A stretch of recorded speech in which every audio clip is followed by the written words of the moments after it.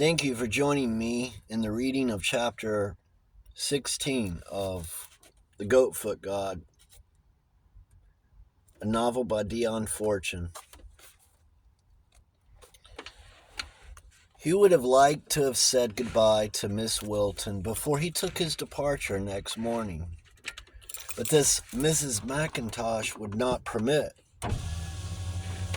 alleging that the doctor was expected.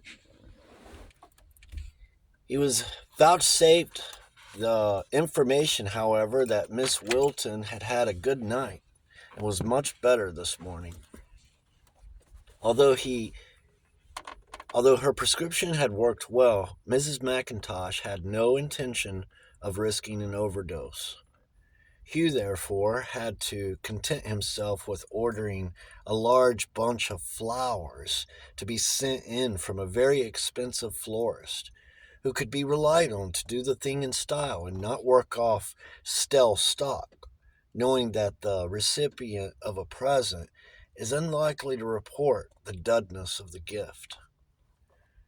A fearful smash banging greeted Hugh as he approached the farm, and he discovered that Mr. Pinker had been as good as his word, and the place looked as if it had been bombed. All the raffle of unsightly shacks in the courtyard was piled in a heap in the center, giving promise of a noble bonfire. Even as he crossed the muddy expanse, a couple of youths came out of a doorway laden with dilapidated planks to which the garnish remains of flowered wallpapers still clung. Things were moving. It was now possible to see the fan arching and the delicate pillars of the cloisters surrounding the four sides of the yard. To the east there were no buildings backing onto the cloisters, and the grove of Scotch firs overhung them with their branches and dropped cones and needles onto the lichened stone of their roof. To the north they were overshadowed by the steep-pitched roof of the chapel. To the south the dwelling house backed on to them. To the west the main building of the ancient priory. He entered the main building by a big door that stood wide open and found that the last of the partitioning lay on the floor, and it was possible to get a view of the big rooms. They lay one either side of the large hall with its groined roof and fine curving stone stair. The whole place appeared to be built of stone, the only timber being the doors. You thought of the cold during the long winters and the imprisoned monks in their unheated cells. There were big stone fireplaces in the two large rooms, but he doubted if the prisoners got much benefit from them. And yet the place did not seem melancholy to him. It was as if the terrible happenings that marked the close of its ecclesiastical career had been swept away, and it was back at the days of its building, when its master, full of new hope, got his risky enterprise going. He walked around his domain.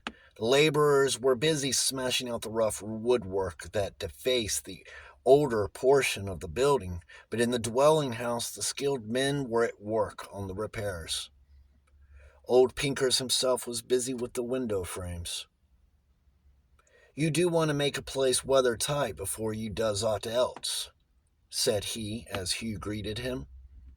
The ancient kitchener was up by the roots already, revealing the fine fireback behind it. "I got a pair of dorgs will do ye fine here," said Mr. Pinker. "Fire dorgs," he added, as an afterthought, in case Hugh mistook him for a fancier. "It's a shame and a sin to hide a fireback like that. Now what about distemper? Myself, I'd fancy a nice cheerful pink, or a good green. But you have it as you've a mind to." Hugh took up his fascinating little book of patterns. "I'll take this with me, if I may," he said. "That's right," said Mr. Pinker. It's all it's allus best to ask the missus. Then she gets what she wants, and there's peace. If she don't, there isn't. And it don't matter to a man what's on the walls. I suppose ye want the whitewash getting off in the beams. It will be the heck of a job, but we can do it if you want it. And they're oak, they are, and it's a shame and sin to hide 'em." Having arrived at Thorley, Hugh did not keep on running backwards and forwards to Billing Streets, as he had planned to do. Things were happening inside him that made him think, and made him wish to be alone while he thought. He was very puzzled as to exactly what had happened in the upper room at the museum, where he was supposed to have fainted. Had he fainted? The last thing he heard before he lost consciousness had been the great bell of the Abbey striking the hour, and he had recovered consciousness to hear the chiming of the quarter. He had been sitting down when he had lost consciousness, and he had been flat on his back on the floor, well clear of any chair when he recovered it. It does not take a man a quarter of an hour to fall from horizontal to vertical when he faints. Moreover, there had been a marked change in Mona Wilton's attitude towards him from that moment. Jelks, too, had cooled off appreciably. He was amazed to find that the defection of these two new friends cut far deeper than his wife's disloyalty or his mother's lack of sympathy had done. The one thing he had to hold on to was Mona's curious remark: "We must help Ambrosius come through. Give him my love," and the extraordinary lifting of the cloud that had followed her words. He had done the usual promiscuous surface reading of his kind and was familiar with spiritualistic thought, and there immediately came to his mind the idea that the disincarnate Ambrosius might have turned up and made use of him as a medium. Was it possible to go into trance without knowing it? He didn't know. The idea left him cold, however. It would not in the least amuse him to be a trance medium. He had always considered that a job for women. For Ambrosius, however, he had an extraordinary sympathy, an overwhelming rush of sympathy. For Ambrosius was the last thing he remembered before losing consciousness. It seemed to him that just as on the night when fantasy turned into nightmare, he had realized so clearly what Ambrosius was trying to do and how he must have felt, that for a moment he had actually identified himself with the dead monk, and was himself feeling, rather than thinking, of the feelings of another. And at that moment, Mona Wilton had laid her hand on his. Now, he reckoned himself as a married man whose moon-struck days were far behind him, and he was quite accustomed to do his share at a necking party, though he was never considered to shine, and a woman's casual touch meant little or nothing to him. But when Mona laid her hand on his wrist, he had reacted as Ambrosius would have reacted. Now, what was the meaning of that? He had experienced the tremendous upheaval that might have been expected to take place in the soul of the monk, totally unaccustomed to women, who had secretly broken with his religion and all its inhibitions, and was pursuing the cult of Pan. It was a bewildering problem, and Hugh, sitting over the fire in the stuffy little parlor at the Green Man, gave himself up to the contemplation of it. And as he did so, he felt the same change coming over him again, and for a brief moment he was Ambrosius, and he felt the tremendous concentration of will and energy, the daring, and at the same time the subtlety and wariness that had characterized the renegade monk.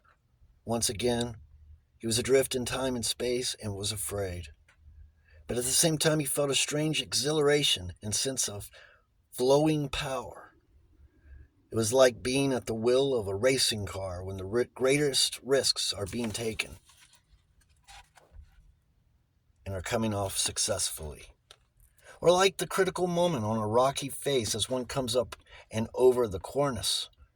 It was for this that he had loved danger and pursued dangerous sports. For these tremendous moments of exhilaration when he was another man. Was it possible, simply by thinking hard of the dead and gone monk, to produce this feeling at will? It certainly looked as if it were.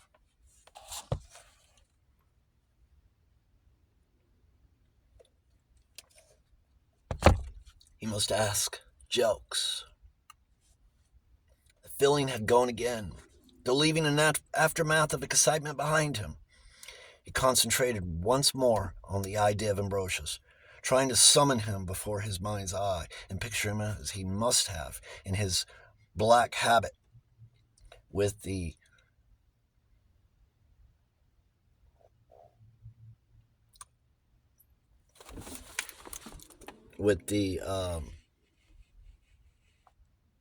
uh, ascetic hawk's face, ascetic, but failed to get anything clear. Let's try that again. He concentrated once more on the idea of Ambrosius, trying to summon him before his mind's eye and picture him as he must have been in his black habit with his ascetic hawk's face. Ascetic, but failed to get anything clear. It might be easier if he had the picture of Ambrosius to remind him of his appearance. He reached for the cardboard packed parcel that he had picked up from the photographers on his way to Thorley, but which, in his obsession with his new idea, he had forgotten to open. Tore off the wrappings and held in his hands a full plate photograph. He examined it critically. The brushwork was extraordinarily fine, held a little way off, as one must hold a modern picture if one is to see it properly. He found that the enlargement gave the same striking effects of luminosity as an impressionist work. The light and shade of the photograph revealed the formal, massive draping of the black robe and the still folds of the cowl, as if the material had been harsh and unyielding, as it probably was. The bold, impressionistic effect which enlargement had lent to the miniature painter's brushwork threw up in strong relief the modeling of the face and head and the long-fingered hands. A bare sandaled foot showed under the hem of the robe. It gave him a strange sensation to gaze upon the flesh of the man who had been horribly done to death. He studied the pictured face closely. It was seen in profile, as the sitting man bent over his sloping desk, pen in hand. He wished it had been full face so that he could have looked into the eyes. From the features thus revealed he strove to reconstruct the nature of the man. The forehead was high under the close-cropped hair, and he judged that it would be narrow like his own. He judged that Ambrosius had a rather lantern-jawed face altogether. What little hair appeared round the skull-cap that protected the tonsure appeared to be dark, so far as he could tell, whereas his own was of the nondescript, light mousy hair that is effectually peroxided by alleged blondes. He contrasted his own indefinite countenance with the hawk-like features of the pictured face, his own vague purposelessness with the intensity of that figure, even when seated at a desk. He realized with abundant clearness that it was the intensity of the man's nature that gave his driving force to Ambrosius, whereas Hugh, having no intensity, simply slipped into a negative condition that was death in life when things became difficult. It seemed to him that Ambrosius was everything that he was not, and a far better man into the bargain. But then Hughes always felt that about people he liked. The moment he saw anything to admire, he realized how lacking it was in himself, and how hopeless it was to try and develop it in his negative, useless nature. At that moment, Mrs. Pascoe came in with his tea, and he laid aside the picture to help her clear a place for the tray among the books and papers with which he had littered the table. And he did so. The picture caught her eye. "My, is that you? In fancy dress, Mr. Paston?" she said. "Ain't it a speaking likeness?" The moment she had withdrawn, he went upstairs regardless of the stewing tea, and got his shaving mirror. Then, maneuvering till he got the right angle, he managed to see his own profile reflected in the fly brown glass over the mantelpiece. There was no question whatever about the likeness. Even its owner could see it. He dropped back into his chair, the tea completely forgotten. This was a most extraordinary thing. Here was he, the living image of the dead monk with whom he felt such a profound sympathy and whose house he had got. What did it all mean? He rose, pulled on his leather coat, went and fetched the car from the shed that housed it, and sped down the long mile to Monk's farm. There was no one there when he arrived, Mr. Pinker having called his men off to give first aid to a cowshed that threatened to fall down upon its occupants. The first faint dusk was gathering as Hugh made his way round the buildings, and going well out into the rough field, stood still and considered them. He was gazing at the west front, with its high gable that roofed the small chapel, its statueless niche showing like an empty eye socket in the pale reflection from the western sky. It was planned that the niche should come out to make way for a window, but this had not yet been done. He could see the small gratings up under the eaves that marked each monk's cell. Through the high windows of the rooms on either side of the door, he could see the skeleton outline of ladders and planks such as decorators use. He did not desire to go in there among all the impedimenta of the modern builder, so he turned left and, using his duplicate key, let himself into what had once been the large chapel of the priory. Last time he had seen it, the west end had all been boarded up, and he took it for granted that the wall had at some time fallen out and been subjected to this rough repair. The unpaved floor, too, of poultry droppings, trodden as hard as cement, he had also taken for granted. But a great change met his eyes as he entered.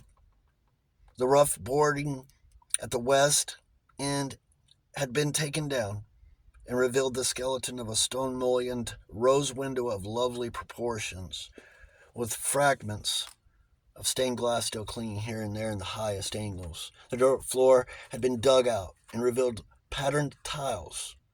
In the corner under the window, carefully laid on an old sack, was a pile of bits of broken multicolored glass that had evidently been picked out of the dirt of the floor as it was shoveled away. Mr. Pinker had truly said that he knew how to deal with old buildings. He was delighted. He would have a fascinating time piecing the bits together like a jigsaw puzzle and having them restored to their place in the tracery. Standing beneath the west window, through which the last of the light struck upwards from the sunset, he was able to see the roof, which he had not been able to do at his previous visits, with the west window still boarded up. He saw that the roof was steep-pitched and very lofty for the size of the building, and that it was divided into 5 bays by buttress pillars. In each bay, as the last light struck upwards from the western horizon, he could just discern the dim lines of a vast winged figure, evidently an angel.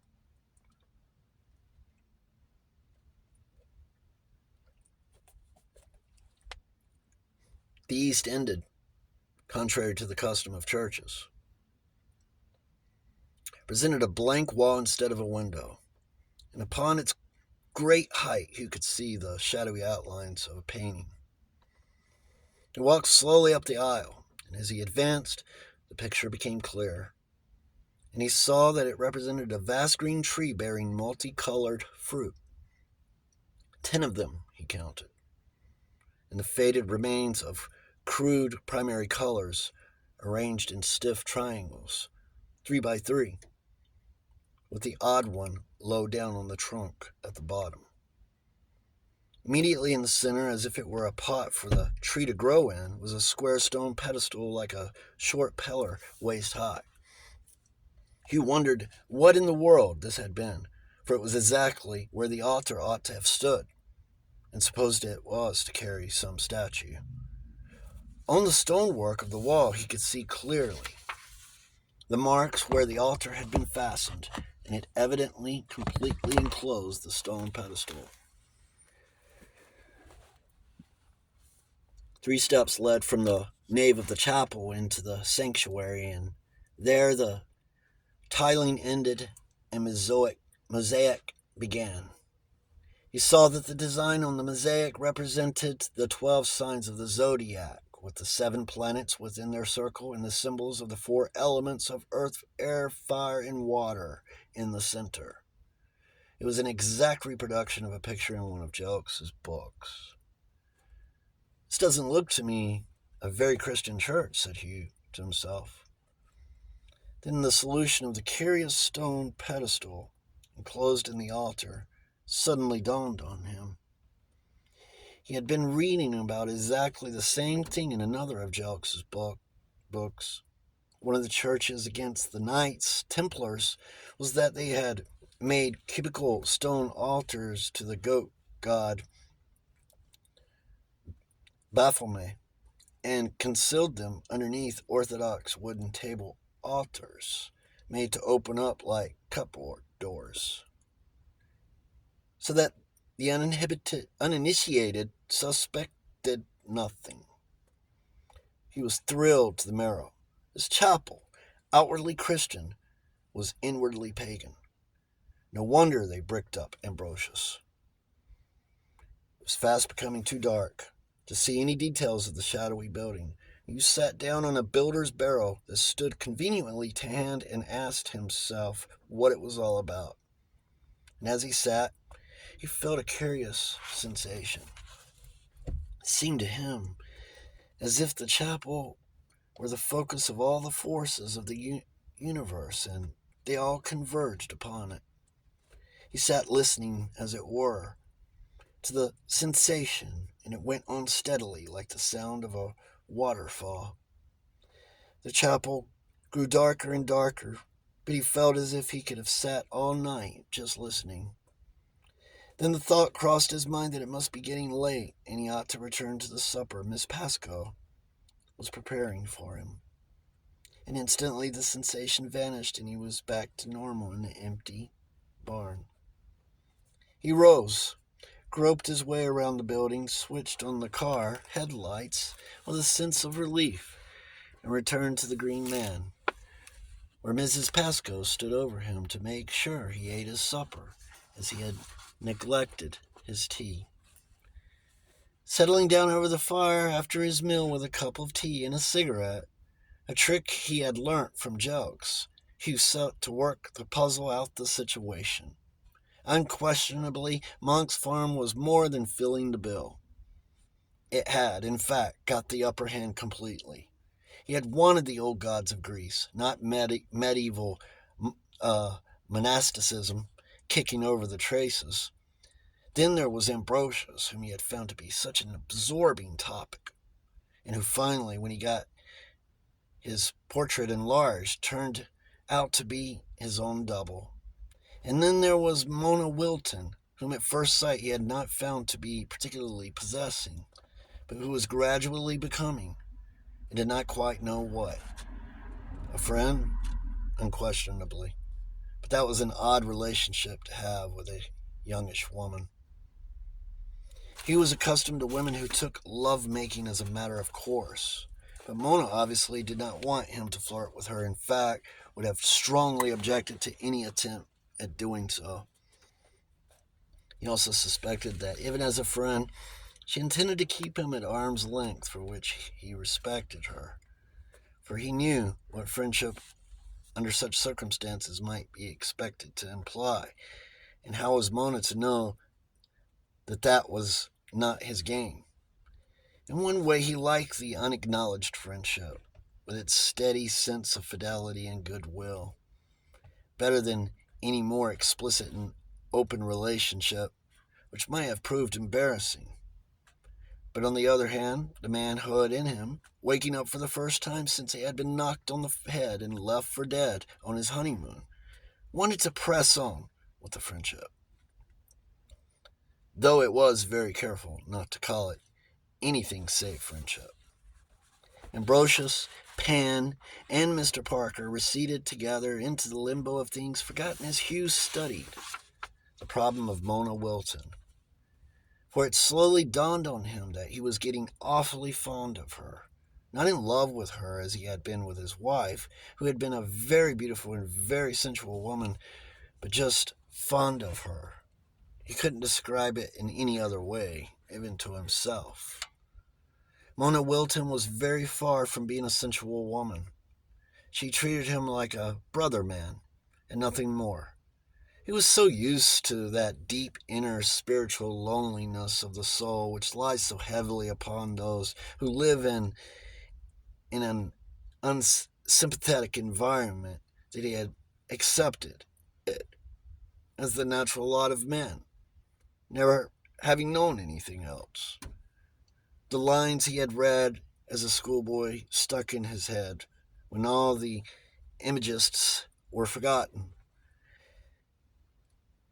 Yes, in the sea of life anisold, with echoing straits between us thrown, dotting the shoreless watery wild, we million mortals live alone. These seemed to him, even when he read them first, to enshrine the ineluctable truth, and life had confirmed it. As much contact as he had ever had with anybody, he had just had with Trevor Wilmot. Because Trevor knew just how to handle him. Naturally, Trevor would keep in touch with the milch cow. And then, when the revelation of the inquest had torn from him the last shreds of any human contact, had come the meeting with old Jokes, and the instant, unreasoning upspringing of affection between them.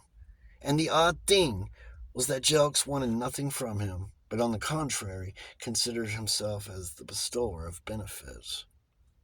And so he was.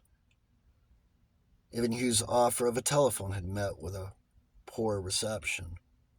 He was accustomed to hear the offer of anything, from a cocktail to a car, greeted with riotous applause. He had gradually acquired the state of mind when he could not conceive of any way of pleasing anybody save by giving them something far handsomer than they had any right to expect. He had speedily discovered, however, that if he applied this method to Jelks and Mona, Mona would be embarrassed, and Jelks would be rude. Wanting desperately to make friends with Mona, he did not know how to approach her. His one attempt at a gift, the green coat, was religiously treated as a loan. "Oh dear, I've marked your coat," said Mona, when she found some engine oil on the hem and carefully folded and left in the car after each run. He knew that Mona was tactically saying, "Not for sale." He knew that her code was entirely different to the one to which he was accustomed. Whereunder, having given a coat, he was surely entitled to put his arm around it. Mona would simply throw the coat back at him if he did that. He felt more acutely than ever that the only thing he had to offer anybody was his money. And if they did not want that, well, poor lad, what had he to give them? Hugh went to bed very depressed. lay on his back and tried to dream of Greece, but only succeeded in dreaming of his mother, who seemed to be angry with him. It is a curious and melancholy fact that uninteresting people have the same capacity for suffering as attractive ones. That is chapter 16, The Unfortunates, the Goat for God.